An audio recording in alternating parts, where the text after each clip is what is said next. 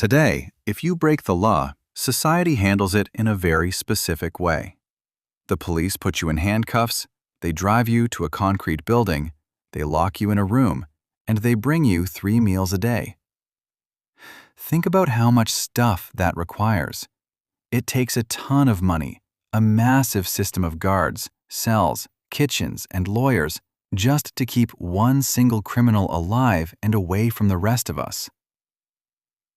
But a long, long time ago, early humans did not have the luxury of cages. They didn't have brick walls. They didn't have police. They didn't have handcuffs. And they definitely did not have a single scrap of extra food to waste on someone who refused to help the group. Back then, life was raw. Every single day was a battle just to wake up alive tomorrow. Because of that, everyone in a primitive tribe had a life or death job. You either hunted the meat, you gathered the plants, you guarded the campfire, or you watched the kids. There were no freeloaders, and there were no vacation days. The tribe didn't run like a government. It ran like a tight sports team. If one player stopped playing, everyone died. So, what happened when a member of the team went rogue? What happened if someone stole scarce food from the kids, refused to work, or started violent fights inside the camp? They couldn't lock them up. They couldn't put them on probation, and they didn't want to waste energy fighting them or executing them. So they did something way, way worse. They banished them. The actual process of banishment was terrifyingly simple. The chief or the tribe elders wouldn't sit down and have a long trial. They wouldn't waste their breath arguing with you. They would simply stand up, take away your tools, take back the heavy animal furs you were wearing, point their spears toward the empty, dark horizon, and tell you to start walking. To us, sitting on our couches today, being told to leave your hometown sounds like a harsh punishment or an annoying inconvenience. You pack your bags, you move to a new city, and you start over. But to an ancient human, being kicked out of the group was a slow, brutal, agonizing death sentence. Our ancestors only survived the wild for one reason and one reason only: the group. A single human being, completely on their own, cannot hunt a massive wild animal. A single human being cannot stay awake 24 hours a day to keep a campfire burning while giant predators circle in the dark. The absolute second you were kicked out of that camp, you became a total ghost. Suddenly, you had no shelter. You had no weapons. You had no fire. Every single rustle in the bushes at night wasn't just a scary noise. It was a 300-pound predator that could smell you from a mile away, and it knew you had nobody watching your back.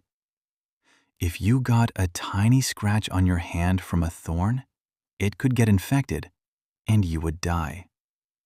If you took a bad step and sprained your ankle, it wasn't just a painful injury. It meant you couldn't run, you couldn't forage, and you were going to starve to death in the dirt. But the physical danger wasn't even the most terrifying part of this punishment. The true horror of banishment was what it did to the human brain. Scientists have done some crazy brain scans recently, and they discovered something mind-blowing. Our brains process intense loneliness and isolation using the exact same neural pathways as physical pain. When you feel deeply lonely, your brain literally registers it the same way as getting punched in the stomach or burning your hand on a fire. And there is a huge evolutionary reason for that. In the ancient world, being alone meant you were dead. It was a guarantee of destruction. So, your brain evolved to trigger massive anxiety, panic, and physical dread just to force you back to the safety of the tribe. Now, imagine being an exile. You are walking through a completely empty, silent wilderness. You have no blankets, no tools, and no food. And the entire time, your brain is firing off pure panic signals, torturing you from the inside out. You are forced to look back at the distant smoke of your tribe's campfire, knowing that your family, your friends, and everyone you have ever known since the day you were born have collectively decided that you no longer exist to them. You were dead to them before your heart even stopped beating. And what makes this story even crazier is that we know early humans weren't just cold-hearted, emotionless savages. History actually proves they cared for each other deeply. Archaeologists have dug up ancient skeletons all over the world of early humans who had horrific, crippling disabilities. They found skeletons of individuals who suffered from broken hips, total blindness, or missing limbs. But here is the catch. The bones showed that these people lived for decades after they got hurt. Think about what that means. In a wild world where you have to move every day to find food, an ancient tribe spent years carrying their injured members. They hand-fed them. They protected them from predators. They kept them warm by the fire, even though those injured people couldn't hunt or gather a single thing.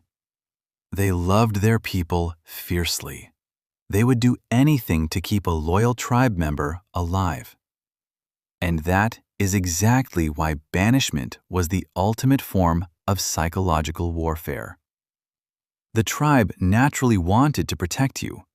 They were hardwired to keep you safe. So, if they finally reached a point where they chose to break that bond, strip you of your furs, and throw you out into the dark, it meant you did something truly unforgivable.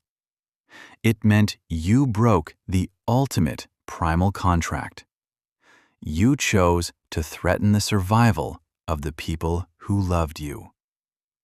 When the light of that tribal campfire finally faded behind an exile, they didn't just lose their shelter or their food. They lost their humanity.